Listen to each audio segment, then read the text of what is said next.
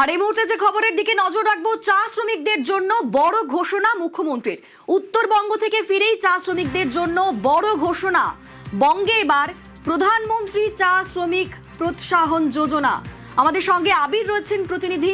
আবির, কি রকম এই প্রকল্প, এই প্রকল্পের মাধ্যমে কিভাবে উপকৃত হবেন চা শ্রমিকরা?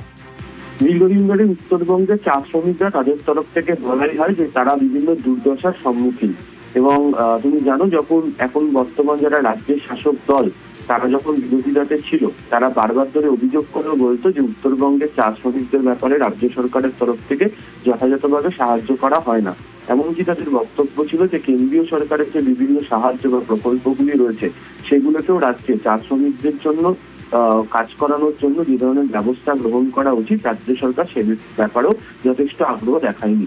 নতুন সরকার গঠন হওয়ার পর তারা উত্তরবঙ্গের দিকে যখন দৃষ্টি দিয়েছিল বিশেষ করে, তখন সেক্ষেত্রে চা শ্রমিকদের উন্নয়নের ক্ষেত্রে যাতে কোনো ধরনের অসুবিধা তৈরি না হয় সে বিষয়ে তারা নজর দেয়।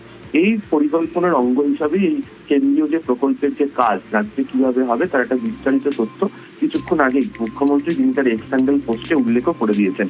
ফলে উত্তরবঙ্গের চা বাগানে যারা শ্রমিকরা রয়েছেন তাদের সার্বিক কল্যাণ, বিশেষত স্বাস্থ্য এবং শিক্ষার উন্নয়নের ক্ষেত্রে বড়সড় পদক্ষেপ নিচ্ছে হচ্ছে রাজ্য সরকার। এবং এই প্রকল্পের অধীনে, যার কথা তুমি বললে, যেখানে মোট 313.30 কোটি টাকা বরাদ্দ করা হয়েছে। এতে তিনটি গুরুত্বপূর্ণ উদ্যোগ থাকবে বা বিষয় থাকবে।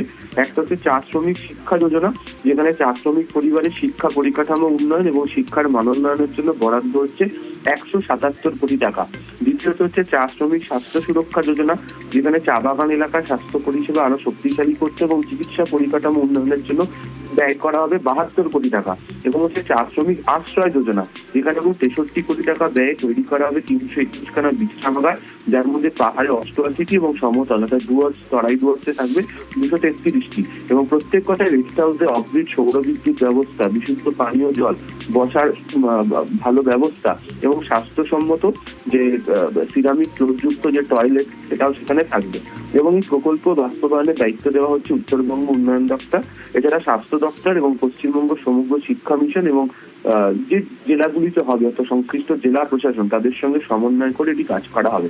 ফলে রাজ্য মনে করছে কেন্দ্রের এই প্রকল্পের মাধ্যমে কাজ করলে চা বাগানের যারা শ্রমিকরা রয়েছে তাদের জীবনযাত্রার মান উন্নয়ন হবে এবং যেটা এতদিন ধরে অভিযোগ ছিল সেই অভিযোগ কার্যত চা শ্রমিকদের দুর্দশা কাটতে চলেছে। ধন্যবাদ।